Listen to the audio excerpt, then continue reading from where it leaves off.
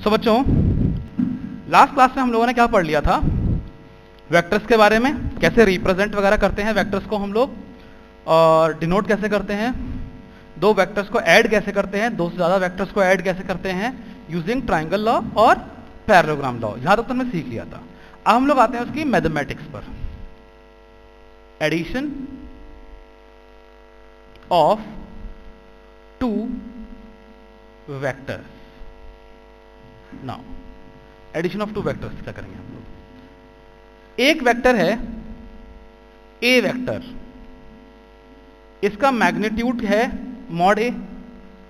ऐसे ही दूसरा वेक्टर है बी वेक्टर, एंगल है उसका थीटा और उसका मैग्नीट्यूड है मॉड बी। मॉड लगाते ही मैग्नीट्यूड हो गया। मुझे इन दोनों वेक्टर्स को ऐड करना है। फॉर एग्जांपल अगर मैं बोलता कि मॉड ए का मैग्नीट्यूड है 3, मॉड बी का मैग्नीट्यूड है 4, एंगल की वैल्यू है 30 degree.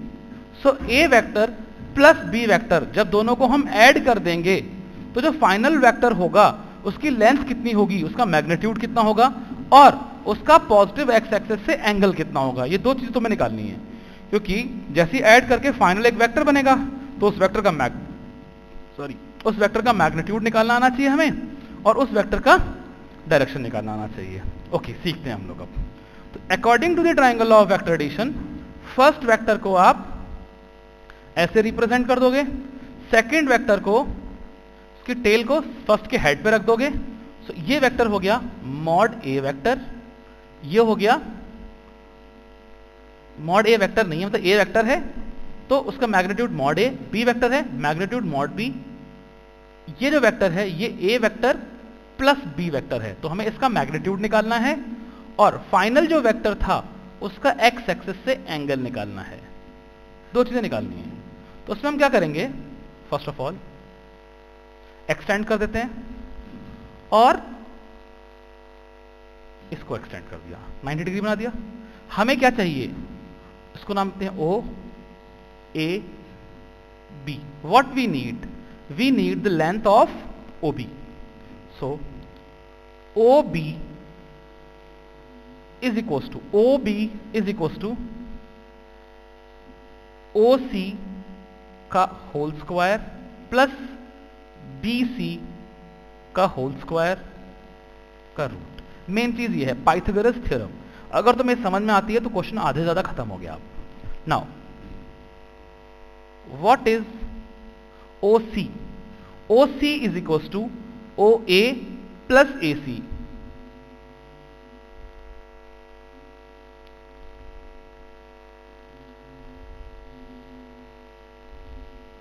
Now, what is OA?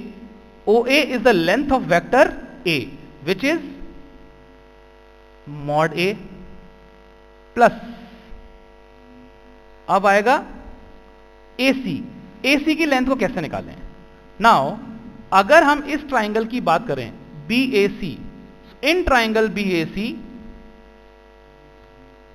BAC ना ध्यान देना, बी वेक्टर का जो एक्स से एंगल था 30 था, विच इज थीटा। तो सेम ये वाला एंगल थीटा ही है अभी भी। So this angle is theta. As we know, cos theta is equal to base upon hypotenuse, A C upon hypotenuse which is A B. So A C is equal to A B cos theta. Similarly, sin theta is equals to BC upon AB. So, BC is equals to AB sin theta. तो यहां से हमें BC भी मिल गया और AC भी मिल गया। AC की वैल्यू क्या आ गई? AB cos theta। आज के बाद याद रखना, एक सिंपल सा तरीका होता है, कभी भी ट्राइंगल के अंदर जो हाइपोटेन्यूज होता है उस हाइपोटेन्यूज को अगर मैं यहां से इधर लेके आ जाऊंगा, इधर, तो कितना एंगल घूमा मैं? थीटा। सो अगर ये ए बी है तो ये ए बी कॉस थीटा हो जाएगा, ठीक है। और अगर मैं यहां से इधर घूम के यहां जाऊंगा तो बीसी आ जाएगा। तो अगर ये थीटा था तो ये कितना हो जाएगा? 90 माइनस थीटा। तो यहां पर क्या हो जाना चाहिए था? A B cos of 90 minus theta. cos of 90 minus theta क्या होता है? Sine theta. इसीलिए फिर से एक बार ध्यान देना, हाइपोटेन्यूज को आप जिधर भी घुमाओगे इन पाइथागोरस, इन राइट एंगल ट्राइंगल, इन राइट एंगल ट्राइंगल, ये जो पाइथागोरस के हिसाब से जो सॉरी हाइपोटेन्यूज था, हाइपोटेन्यूज को यहां से यहां लाने के लिए एंगल थीटा मूव किया आपने, तो ये जो वैल्यू थी AC वो कितनी हो जाएगी? AB cos थीटा, और BC कितना हो जाएगा? AB cos of 90 minus theta which is sine theta. इसीलिए ये है AB साइन थीटा और ये है AB cos थीटा। सो AC की जगह पर हम लोग लिख देंगे AB cos theta plus AB sign theta का होल स्क्वायर। फायदा क्या हुआ इससे ये भी ध्यान दो जरा आप। मॉड A प्लस AB क्या है?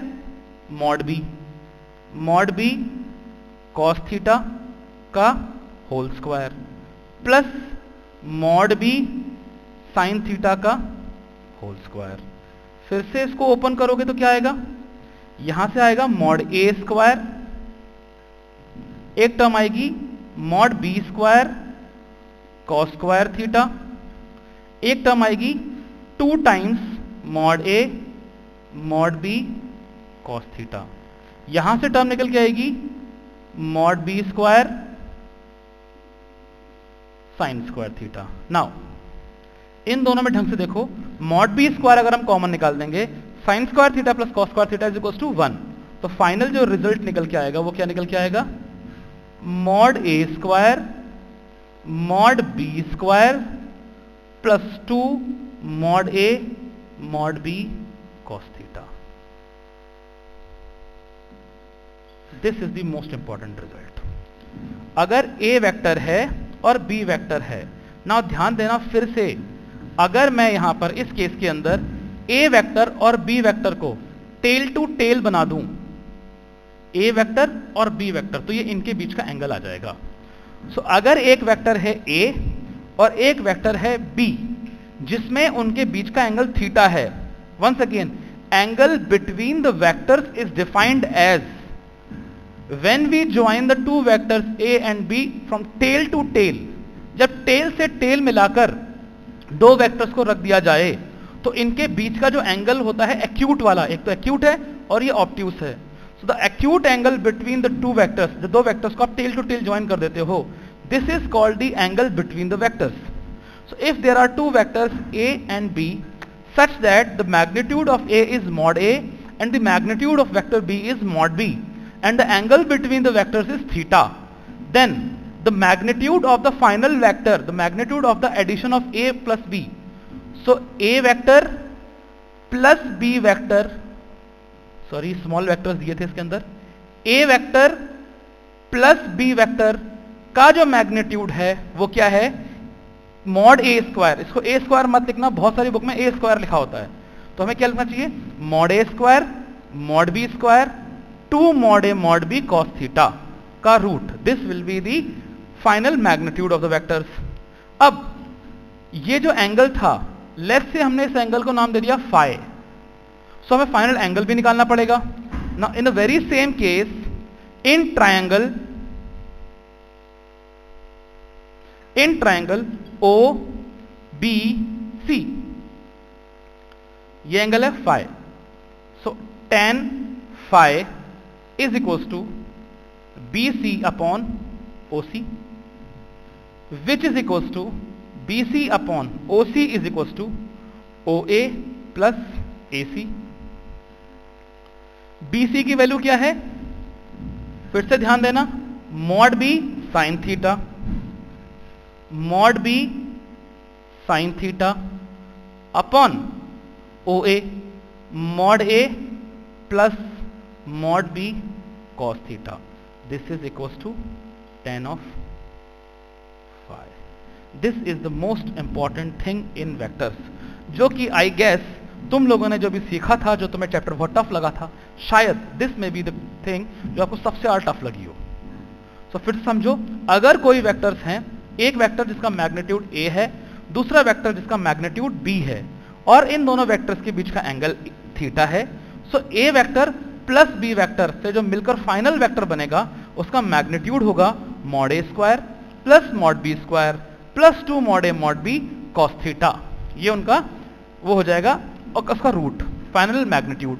डायरेक्शन कैसे निकालेंगे हम लोग, tan phi is equal to mod B sine theta upon mod A plus mod B cos theta. तो इसको नोट करो अच्छे से एक बार, और इसको नोट करने के बाद फिर हम लोग आगे बढ़ेंगे। ठीक है, पॉज करो और नोट करो।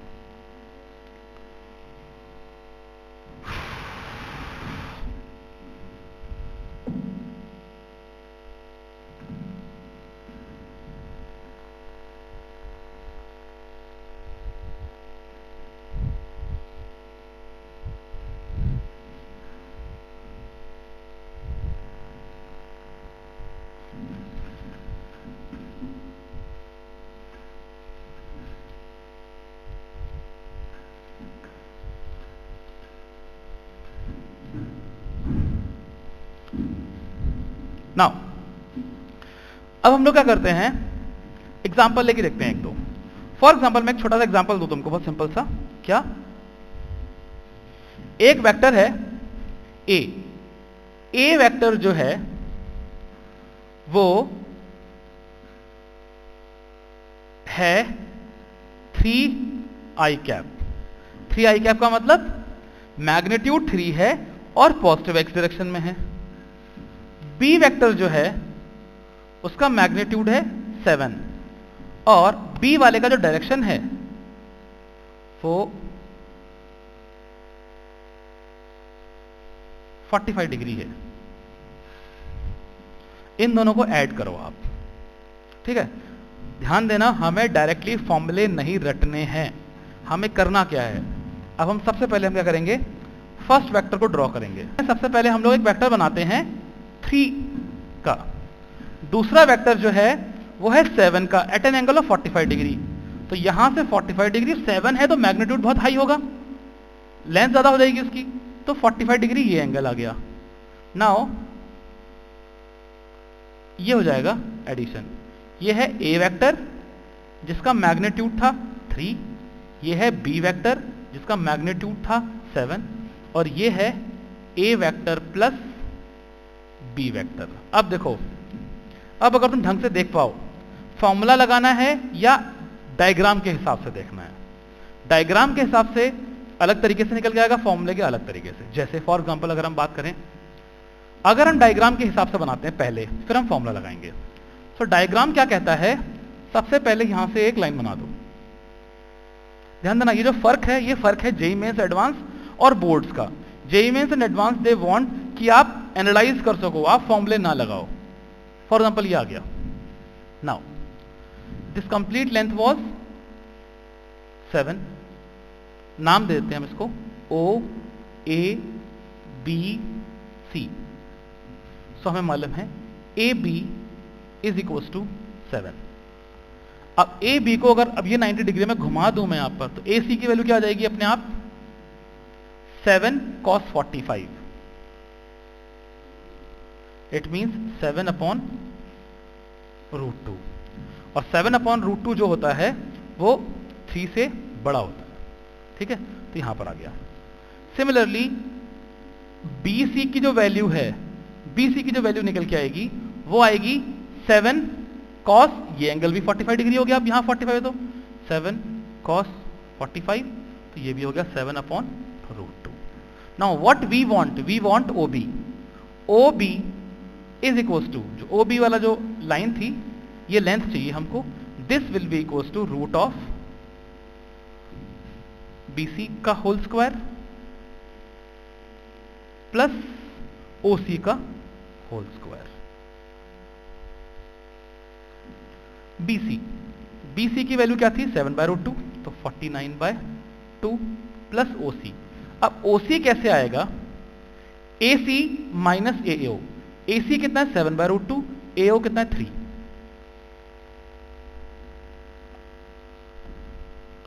This is equal to root of 49/2 plus 49/2 plus 9 minus 42/√2। ये जो निकल के आएगा OB की वैल्यू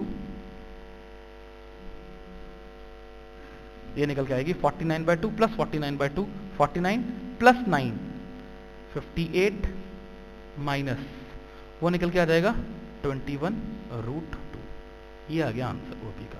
अब इसी को अगर हम फॉर्मूले के हिसाब से जाएं, सो दो वेक्टर्स का सम क्या होता है।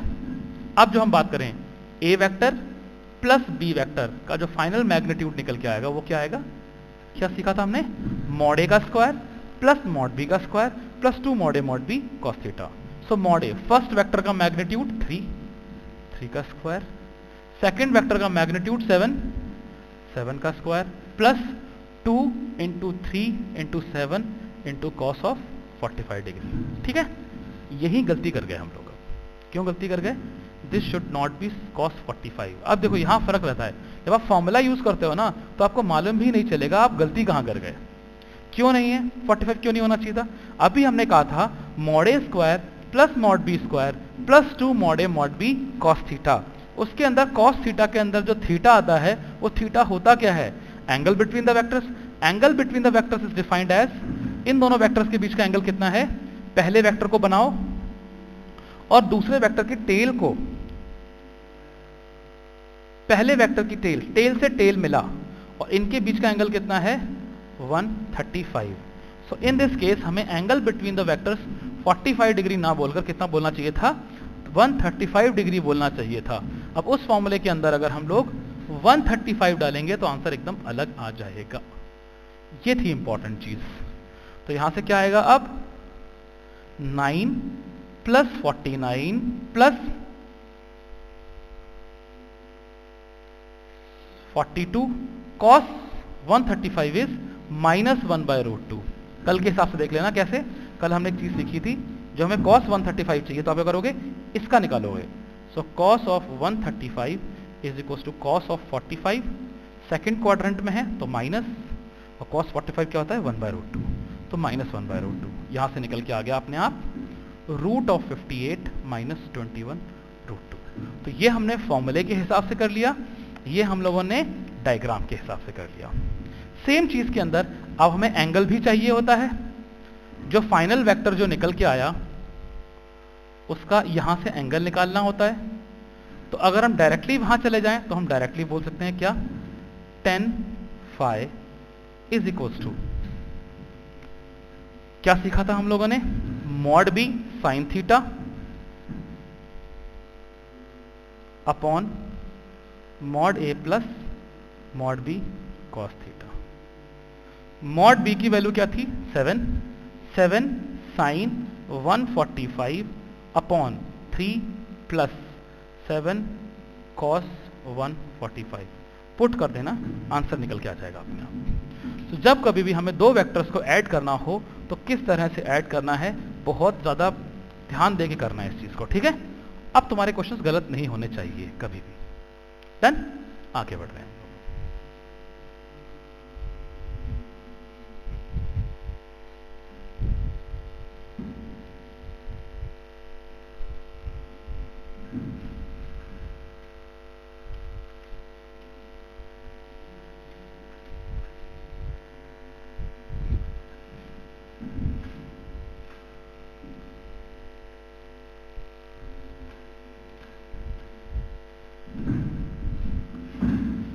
ना और एक दो एग्जांपल्स लेंगे अभी हम लोग। अगला एग्जांपल लेते हैं, बहुत सिंपल और इंटरेस्टिंग एग्जांपल है।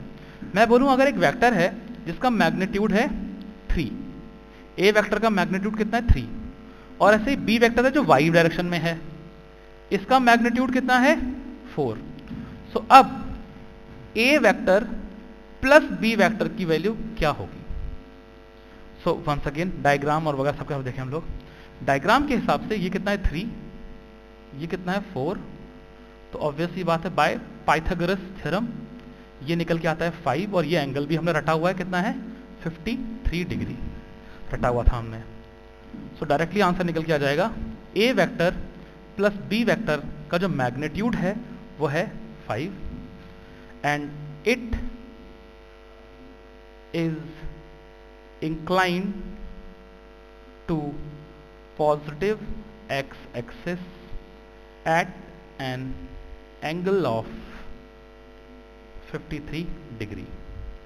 मैथमेटिकली अगर हम इसको करें तो A vector plus B vector का magnitude is equal to A square plus B square 2ab cos 90। cos 90 0 होता है, तो अपने आप 9 प्लस 16 रूट 25 5 फाइनल आ गया।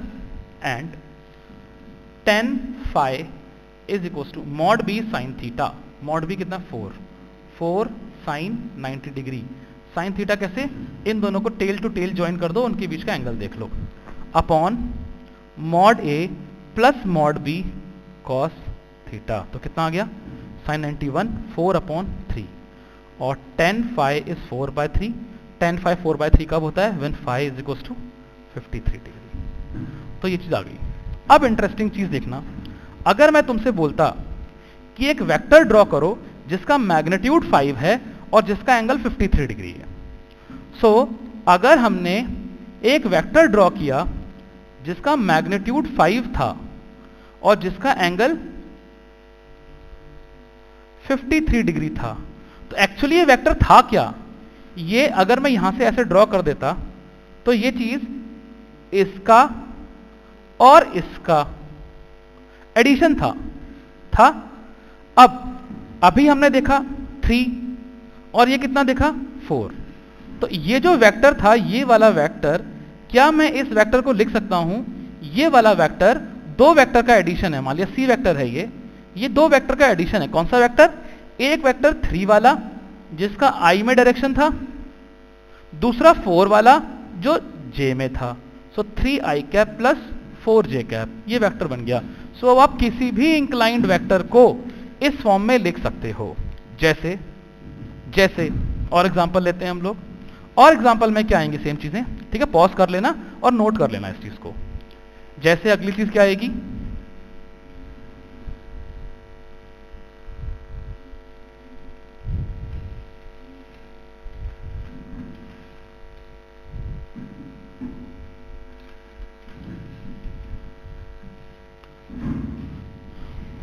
अगर मैं बोलूं एक वेक्टर है जिसकी लेंथ है l और जो कि x एक्सिस से थीटा डिग्री एंगल पर है, तो इस वेक्टर को मैं i cap plus j cap की फॉर्म में कैसे लिखूं? सो i cap plus j cap की लिखने की फॉर्म में लिखने का तरीका क्या होता है, यहां से एक परपेंडिकुलर लाइन ड्रॉ कर दो, ये कितना होगा 90 डिग्री। अभी हमने सीखा था अगर ये l है तो ये बेस बन गया ट्राइंगल का, तो इसको इधर लाने के लिए ये a रख दो, इसको b रख दो, c रख दो। सो ए बी की वैल्यू क्या हो जाएगी अगर हम ए सी को थीटा से घुमा के यहां ले आए, बेसिकली यहीं पर आ गया। So A B will be equal to L cos theta, और सी बी की वैल्यू क्या हो जाएगी, L sine theta. So in this case जो ए सी वेक्टर है ये दो वेक्टर्स का एडिशन है। हमने एक वेक्टर को जो किसी डायरेक्शन में था उसको एक एक्स एक्सिस और वाई एक्सिस के हिसाब से दो पार्ट्स में ब्रेक कर दिया। Can we say that according to the triangle law this plus this is equal to this. So हमने इस चीज को दो पार्ट्स में डिवाइड कर दिया, जैसे हम 5 को 2 + 3 में डिवाइड कर सकते हैं। ऐसे ही A C vector is equal to A B vector plus B C vector. A B vector क्या हो गया, L cos theta I cap, और बी सी वैक्टर क्या हो गया, L sine theta J cap. So आपने एक वेक्टर को एक्स एक्सिस और वाई एक्सिस में अलग अलग तोड़ दिया। अब तुम खुद सोच लो, किसी भी लेंथ का वेक्टर हो, किसी भी डायरेक्शन में हो, आप उसको हमेशा ऐसे ब्रेक कर सकते हो। तो जब हम किसी एक वेक्टर को एक्स और वाई में अलग अलग तोड़ दें, एक वेक्टर को दो वेक्टर में तोड़ दें, this is called resolution of vectors. जैसे इसी का एग्जांपल लेके चलते हैं हम लोग। अगर हमारे पास एक वेक्टर है जो कि मैग्नीट्यूड है उसका 10 और एंगल है 150 डिग्री। अब मुझे इसको ब्रेक करना है, तो मैं ब्रेक कैसे करूंगा इस वेक्टर को? फर्स्ट क्वाड्रेंट में हो तो यहां से, सेकंड में यहां से 90 डिग्री हो गई। नाउ ये लेंथ कितनी थी 10, ये 150, तो ये कितना हो गया 30। सो ये जो वेक्टर था, ये वेक्टर इस वेक्टर का और इस वेक्टर का एडिशन था। तो लेट्स से इसको हमने नाम रख दिया ई वेक्टर।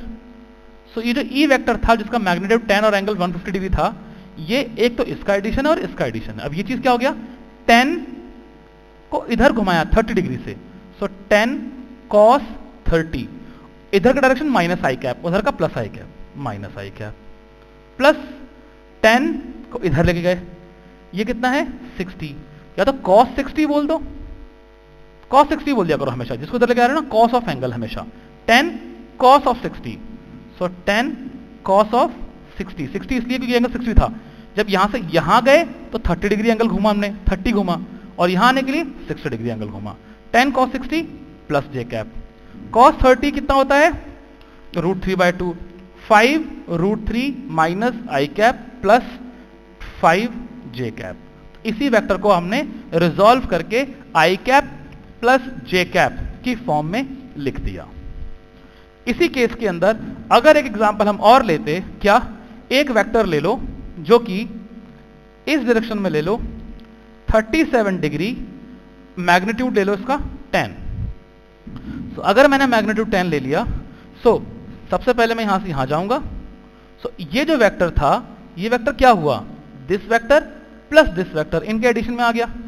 सो अब क्या लिखूंगा मैं यहां पर, ये जो वेक्टर था G vector, this is equal to this plus this, ये कितना है 10, 10 को उधर घुमाने के लिए cos 37, 10 cos 37, पीछे की तरफ था माइनस आई कैप प्लस 10, अब इधर जाएंगे तो ये 37 तो 53, 10 cos 53, 10 cos 53 जे कैप। देखो अब तुम में से कई लोगों को हो सकता है डाउट हो जाता हो ये वाले में कि सर आप ये जो घुमाते हो ना वो क्या करते हो आप, तो कई बार तो आप cos और साइन ले रहे हो, कई बार आप cos ले रहे हो, तो पीछे वाली चीजों को फिर से रिवाइंड करो और ढंग से देखो मैंने क्या कहा है।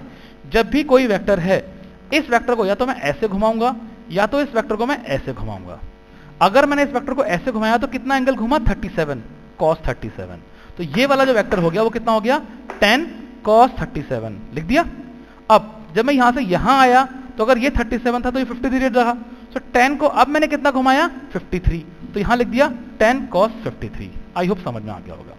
अब 37 और 53 डिग्री की जो वैल्यूज जो होती है वो हमने सीखी हुई है, क्या, अगर ये 3 है, अगर ये 4 है, अगर ये 5 है, तो ये 37 होता है और ये 53 होता है। तो अगर हम यहां पर पुट कर देंगे इस वैल्यू को तो क्या आ जाएगा 10 cos 37, cos 37 is 4/5 into 4/5 minus I cap plus 10 cos 53, cos 53 is 3/5, 3/5 J cap का यहां पर माइनस आ जाएगा, तो क्या बन गया 5 2 माइनस 8 आई कैप माइनस 6 जे कैप। तो इस वेक्टर को हमने इस तरह लिख दिया। तो कोई भी वेक्टर या तो फर्स्ट क्वाड्रेंट में होगा या सेकंड क्वाड्रेंट में या थर्ड क्वाड्रेंट में या फोर्थ क्वाड्रेंट में, हर वेक्टर को आप I cap something I cap plus something J cap की फॉर्म में लिख सकते हो। नाउ अगर ये 2 डायमेंशनल वेक्टर ना होता, किसी ऐसे डायरेक्शन में जा रहा होता, तो उसका एक बार एक्स एक्सिस पे परपेंडिकुलर डालते, एक बार वाई पे परपेंडिकुलर डालते, एक बार जेड पे परपेंडिकुलर डालते, तो वहां से आई कैप जे कैप और के कैप की फॉर्म में आ जाता। तो एक बार इसको नोट करो, फिर हम लोग आगे बढ़ते हैं, ठीक है, समझाता हूं तुमको।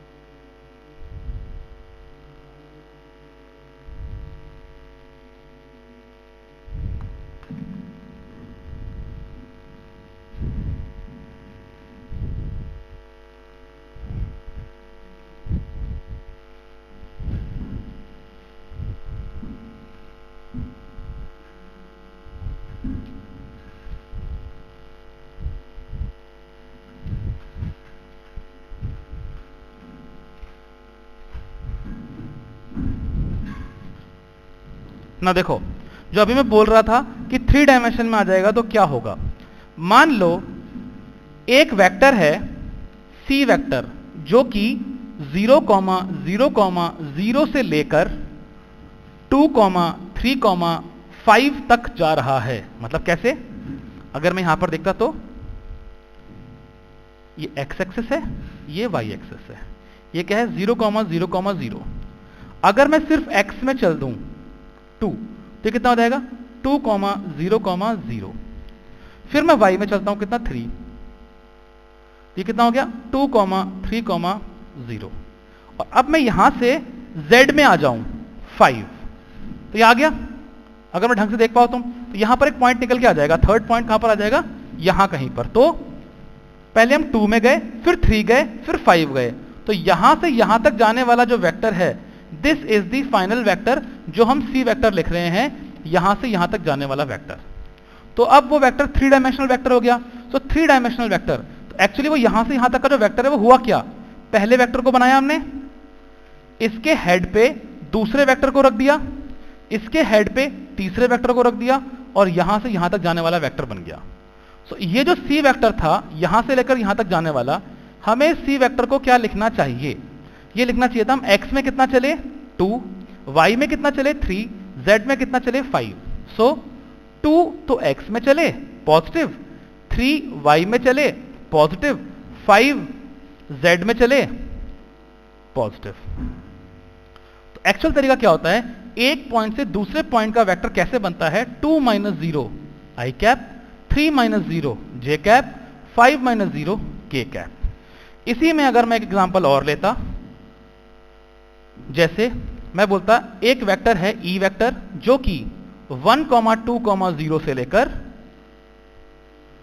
3, -5, 6 तक जा रहा है। ठीक। सो एक तो मैं डायरेक्टली लिख सकता था, कैसे? E vector is equals to 3 - 1 2 i cap, -5 - 2 -7 j cap, 6 - 0 6 k cap. Directly लिख दो। ये तो है फॉर्मूले वाला तरीका। अब अंडरस्टैंडिंग पॉइंट ऑफ व्यू पे आओ। अंडरस्टैंडिंग क्या कहता है कि ये पॉइंट क्या था? 1, 2, 0 x1 y2 और z0। तो ये 1, 2, 0। यहां से एक वेक्टर लेना है मुझे, कहां तक के लिए? 3 - 5 6, 3 -5 तो 5 नीचे आ गया, और 6 यहां तक के लिए।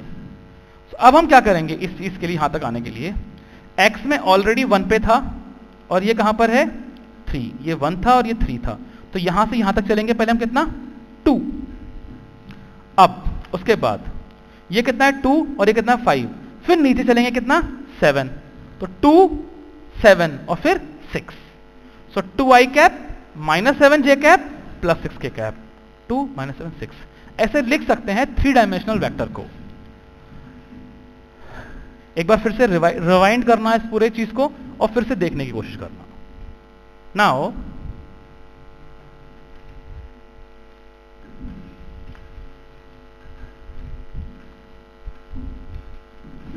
ध्यान देना, अगर मैं एक वेक्टर लिख दूं, a vector 2 i cap -4 j cap, और मैं तुमसे पूछूं मॉड a की वैल्यू क्या है, तो तुम क्या करोगे?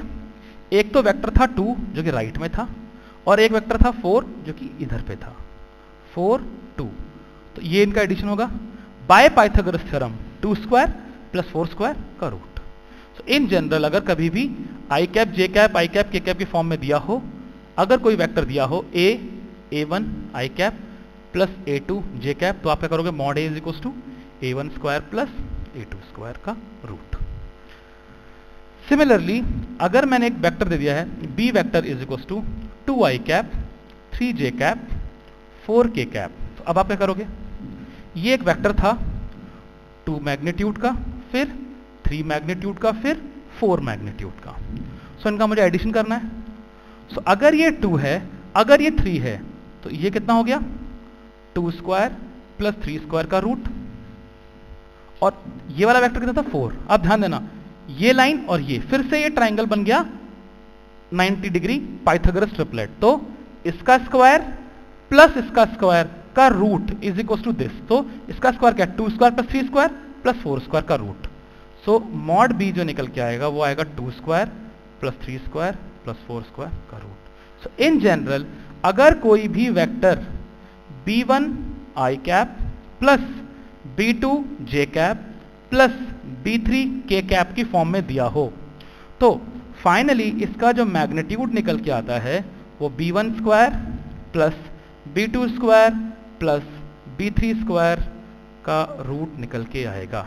This will be the magnitude of a vector. So in general कोई भी एक वेक्टर आपको दिया हो तो तो आप उसका मैग्नीट्यूड निकाल सकते हो। That's it. ठीक, आगे बढ़ रहे हैं हम लोग।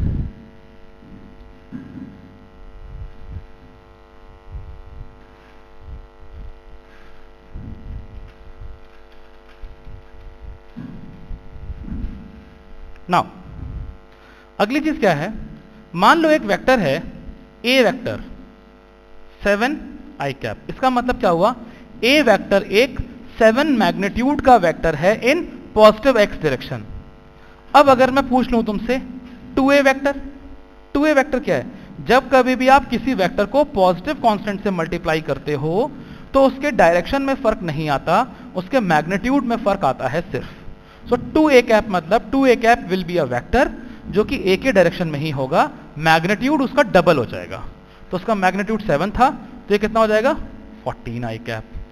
3a cap 21 I cap, a cap by 2 7 by 2 I cap, a vector by 7 I cap निकल के आ जाएगा अपने आप। ठीक, सो अगर किसी वेक्टर का कुछ मैग्नीट्यूड है, आप उसको उसके मैग्नीट्यूड से ही डिवाइड कर दो तो उसका मैग्नीट्यूड 1 रह जाएगा।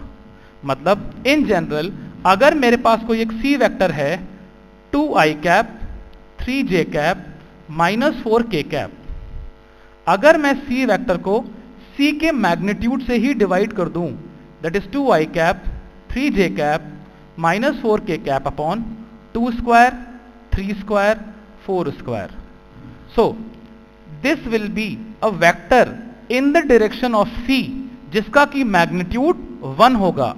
तो 1 मैग्नीट्यूड के वेक्टर को हम लोग यूनिट वेक्टर बोलते हैं। So this is a unit vector in the direction of C vector. तो सी वेक्टर के डायरेक्शन में यूनिट वेक्टर जो कि C vector upon mod C vector है, हम इसको एक नया नाम देते हैं, क्या, सी कैप।